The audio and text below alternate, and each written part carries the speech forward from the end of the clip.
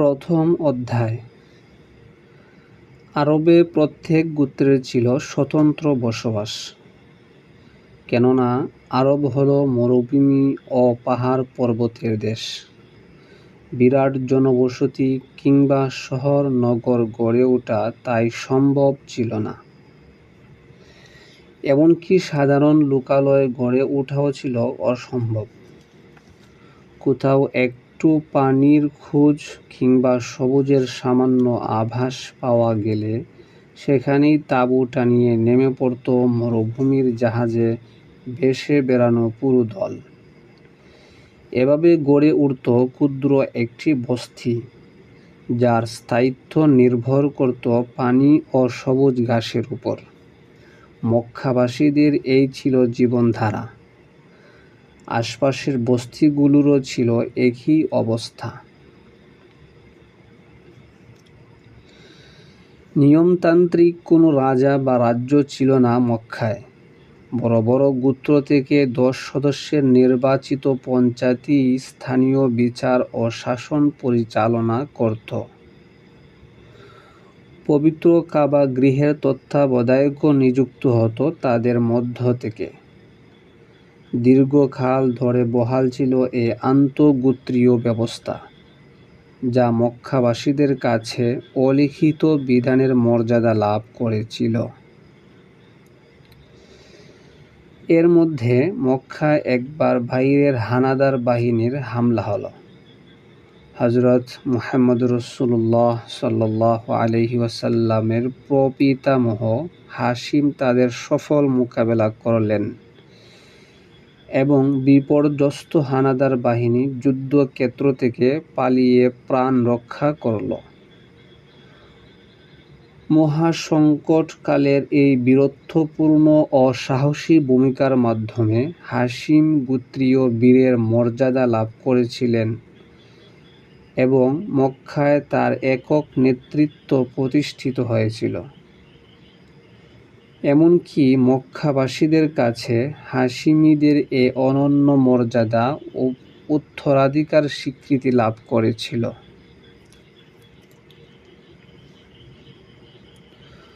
হযরত রাসূলুল্লাহ সাল্লাল্লাহু আলাইহি ওয়াসাল্লামের পিতা হযরত আব্দুল্লাহ 24 বছর বয়সে বিবি আমেনার সাথে বিবাহ বন্ধনে আবদ্ধ হন। আরবের অভিজাত গোত্রের অভিজাততম হাশিমি পরিবারের এই বিবাহ বেশ ধুমধামের সাথেই সম্পন্ন হল। গুণ ও চরিত্র মাধুর্যে বিবি আমেনা ছিলেন মক্কার সম্ভ্রান্ত নারী সমাজের আদর্শ। স্বর্গীয় সৌন্দর্যের এক জ্যোতির্বলয় বিরাজমান ছিল তাকে ঘিরে। তাই ছোট বড় সকলেই সশ্রদ্ধ সম্বোধন করত তাকে। এক অনাবিল দাম্পত্য সুখের মাঝে উভয়ের দিন গুজরান হতে লাগল। কিন্তু নিয়তি বড় নির্মম। সুখ ও শান্তির নিরবচ্ছিন্ন অবকাশ দিতে রাজি নয় কাউকে সে।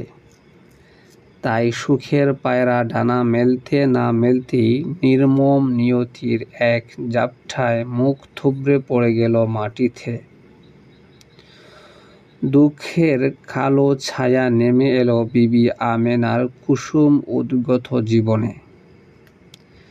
স্বামী আব্দুল্লাহ ব্যবসা উপলক্ষে সফরে বের হলেন, কিন্তু ফিরতি পথে মদিনায় পৌঁছে এমন অসুস্থ হয়ে পড়লেন যে প্রাণ সংশয় দেখা দিল এবং সত্যি সত্যি তার শেষ সময় ঘনিয়ে এলো। আর সব মানুষের মতো তাকেও সাড়া দিতে হলো পরকালের পথে। মাত্র 25 বছরের তাজা যুবক আব্দুল্লাহ তখন বিধাতার কি রহস্যলীলা! স্বপ্নের পুষ্পকলি প্রস্ফুটিত হওয়ার পূর্বেই বিদায় নিলেন আমেনার জীবন মালঞ্চের মালাকর। হায় আব্দুল্লাহ, আগামীকাল যার শুভাগমনে ধন্য হবে মানব সমাজ, ধন্য হবে বিশ্বজগৎ, তার পিতৃত্বের মহাগৌরব ললাটে ধারণ করেও চোখ জুড়িয়ে একটিবার দেখে যাওয়া হলো না তাকে।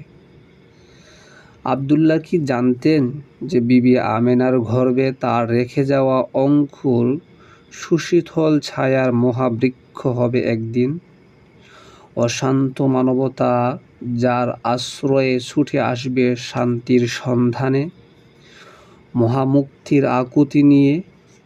হায় আফসোস, যে গৃহকোণ থেকে উৎসারিত হবে স্বচ্ছ জলের পবিত্র গঙ্গা এবং নিবারিত হবে লক্ষ কোটি তৃষ্ণার্ত আত্মার মহাসত্য সন্ধানের তৃষ্ণা, সে গৃহের গৃহী নিজে বিদায় হলেন আত্মার অনন্ত পিপাসার অসীম বেদনা নিয়ে। অকাল বৈদব্যের চিতায় দগ্ধ বিবি আমেনার শোকাহত হৃদয়ের রক্তক্ষরণ সে তো স্বাভাবিক, কিন্তু শতবর্ষের প্রান্তসীমায় পুত্র শোকে আব্দুল মুত্তালিবের করুণ অবস্থা ছিল বর্ণনাতীত। সবার ছোট হলেও আব্দুল্লাহ ছিলেন তার প্রিয়তম পুত্র, সুতরাং এমন পুত্র শোক যার কলিজায় বিঁধেছে তার পক্ষেই শুধু সম্ভব এর গভীরতা অনুভব করা। নির্জন মরুভূমিতে আব্দুল মুত্তালিব যখন রাতের তারাভরা আসমানে বেতাতুর দৃষ্টিতে তাকিয়ে থাকতেন, তখন হয়তো তিনি আসমানে যিনি আছেন নীরব ভাষায় তাকে বলতেন, ভুরু বাবার কলজে পোড়া গন্ধ কি তোমার এতই ভালো লাগে হে জগৎ নিয়ন্তা? নইলে তোর তাজা পুত্রকে আমার কেন ছিনিয়ে নিলে এমন বয়সে, এমন ভাবে? তার আগে যদি আমাকে তুলে নিতে, তাহলে তো পুত্র শোকের এ নরক যন্ত্রণা আমাকে ভোগ করতে হতো না। আর তো পারি না প্রভু, এবার সাঙ্গ করো তোমার এ কৌতুক লীলা, নিভিয়ে দাও আমার জীবন প্রদীপের এ নিভু নিভু শিখা। কিংবা হয়তো তার অনুযোগ ছিল আরও করুণ, আরও মর্মস্পর্শী, যা প্রকাশ করার যথাশব্দ মানুষের ভাষায় আজও তৈরি হয়নি। তাই শুধু প্রার্থনা করি, হে বিধাতা, এমন পুত্র শোক কোনো কালে, কোনো দেশে, কোনো মানুষকে আর দিও না তুমি। একদিকে ছিল বৃদ্ধ আব্দুল মুত্তালিবের এমন করুণ অবস্থা, অন্যদিকে বিধাতার ইঙ্গিতে ফেরেশতা লোক থেকে যেন ভেসে আসছিল এই সুমধুর সান্ত্বনাবাণী, শান্ত হও বৃদ্ধ, শান্ত হও। বিধাতার অসীম করুণা সম্পর্কে কেন তোমার এত নিরাশা, কেন এমন ধৈর্যচ্যুতি? কত বড় সৌভাগ্য তোমার অপেক্ষায় রয়েছে জানো তা? অন্তর্দৃষ্টি মেলে দেখো, ললাটে তোমার এক অক্ষয় তিলক এঁকে দেওয়ার জন্য ভগবান কৃপায় কি বিপুল আয়োজন চলছে স্বর্গরাজ্যে। যে নূরের রোশনীতে দূর হবে গোটা আরবের অন্ধকার, তোমারই ঘরে যে হবে সে নূরের প্রথম উদ্ভাস। পূর্ণিমার চাঁদ হয়ে সুদূর ভারত ভূমিকেও আলোর বন্যায় ভাসিয়ে দেবে যে নৌহেলাল, তার শুভোদয় লগ্ন যে সমুপস্থিত। যে মুক্তির দূতের আবির্ভাব প্রতীক্ষায় প্রহর গুনছে বিশ্বজগৎ, তিনি যে তোমারই ঘরে আসছেন শিশু জাদুঘর হয়ে। হে মুয়াজ্জিনের কণ্ঠ, যে মুয়াজ্জিনের কণ্ঠবাণী সাফা পাহাড়ের চূড়া থেকে হিমালয়ের পর্বত শৃঙ্গে প্রতিধ্বনিত হবে, তিনি যে তোমারই বংশধর, যার পবিত্র নামের নূর নুরানিয়াতে তোমারও নাম হবে চির উজ্জ্বল, চির অমর। তিনি যে আসছেন তোমারই ঘরে, তোমার পুত্র বধূর কুলে। এ মহা সৌভাগ্যের বিনিময়ে পুত্র সুখের ক্ষুদ্র কুরবানিতে কেন তোমার এত কুণ্ঠা, এত অনুযোগ?